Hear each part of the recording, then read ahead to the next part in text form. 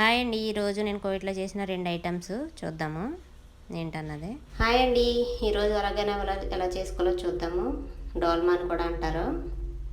కప్పున్నర rice, ఒక cup బగుదూనెస్ అంటారండి ఇది, టమాటాలు ఒక కప్పు ఉల్లిపాయలు, కప్పు నిమ్మరసం చిన్న కప్పు, ఇదేమో ఆలివ్ ఆయిల్,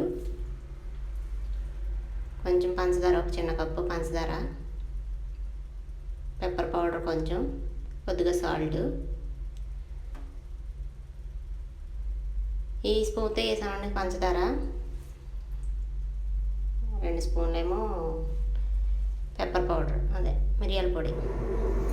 ముందుగా కడిగి ఇది మసరీ రైస్ అండి. ఇవి మామూలు రైస్ అయినా చేసుకుని మసరీ అయితే బాగుంటుంది. ఇది బౌదనెస్, స్పెంత్ బౌదనెస్, ఆనియన్స్ కప్పు,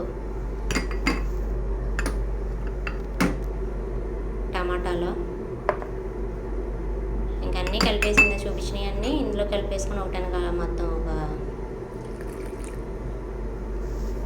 నిమ్మరసం కూడా వేసి ఆయిల్ కూడా వేసి మొత్తం అన్నీ కలిపేసుకోవాలి. సరి సమానంగా సరిగ్గా కలిసేటట్టు చూసుకోవాలి. ఈ మూమెంట్లోనే మనము సాల్ట్ కూడా చూసుకుంటే సరిపోతుంది. షుగర్ కూడా వేస్తాం. షుగర్ వేయడం వల్ల పులుపు తీపి కూడా 2 మిక్స్ అయ్యి బాగుంటుంది అన్నమాట తినడానికి. లేకుంటే పుల్లగా ఉంటుంది, తినలేము.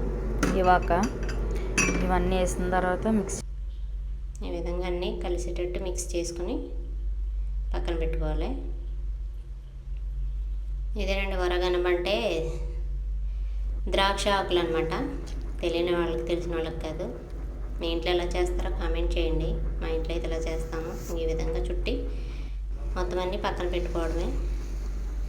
దానికి తగ్గట్టుగా ఈ బంగాళాదుంపల కింద వేయడానికి క్యారెట్ ఇవన్నీ లైన్గా ఇలా పెట్టేసుకుని కలిపిన వచ్చిన రసం అంతా దీంట్లో వేసేసుకోవడమే. వాటరు వేసుకొని మూత పెట్టి స్లోగా ఉడకబెట్టుకోవాలి. ఉడికిన తర్వాత ఈ విధంగా తీసుకొని సర్వ్ చేసుకోవాలి.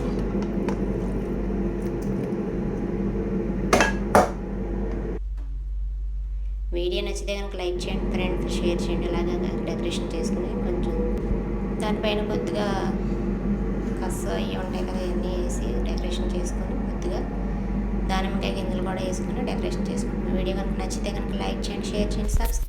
ఇది వచ్చేసి కేక్ రెసిపీ అండి. 4 కోడిగుడ్లు వేసి ఇలాగ బీట్ చేసుకున్నాం. కొంచెం ఆయిల్, కొద్దిగా ఒక కప్పు మైదా పిండి, కప్పు పంచదార, కొద్దిగా బేకింగ్ సోడా వేసాము.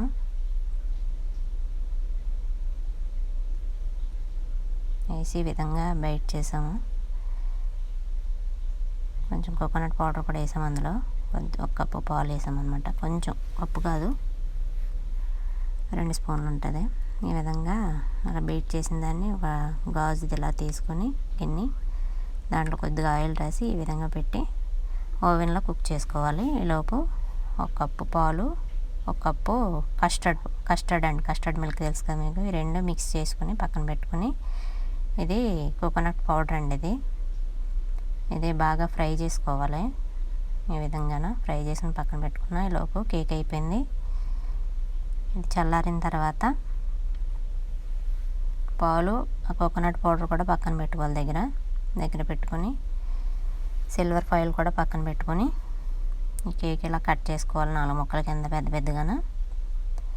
ఈ కట్ చేసిన పీసులని ఒక్కొక్క పీస్ కింద తీసుకుని ఈ విధంగా ఈ పాల్లో ముంచి బాగా ములగాలయ్యి పీల్చుకున్న తర్వాత కోకోనట్ పౌడర్లో ఇలా పెట్టి అట్లా కంటుకోవాలి చక్కగా.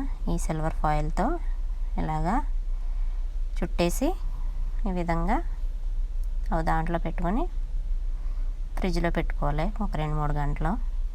చల్లారిన తర్వాత తింటే చాలా బాగుంటుంది అన్నమాట. ఈ విధంగా వచ్చింది. ఇది వచ్చి చాక్లెట్ అండి. సేమ్ ప్రాసెస్ చాక్లెట్, అది కోకోనట్, ఇదేమో చాక్లెట్ ఫ్లేవరు. చూసారు కదండి, సేమ్ ప్రాసెస్, కాకపోతే ఇది చాక్లెట్ వస్తుంది అంతే. ఈ విధంగా 3 కోడిగుడ్లు,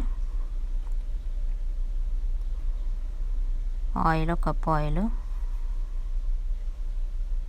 అలాగ బీట్ చేసుకొని,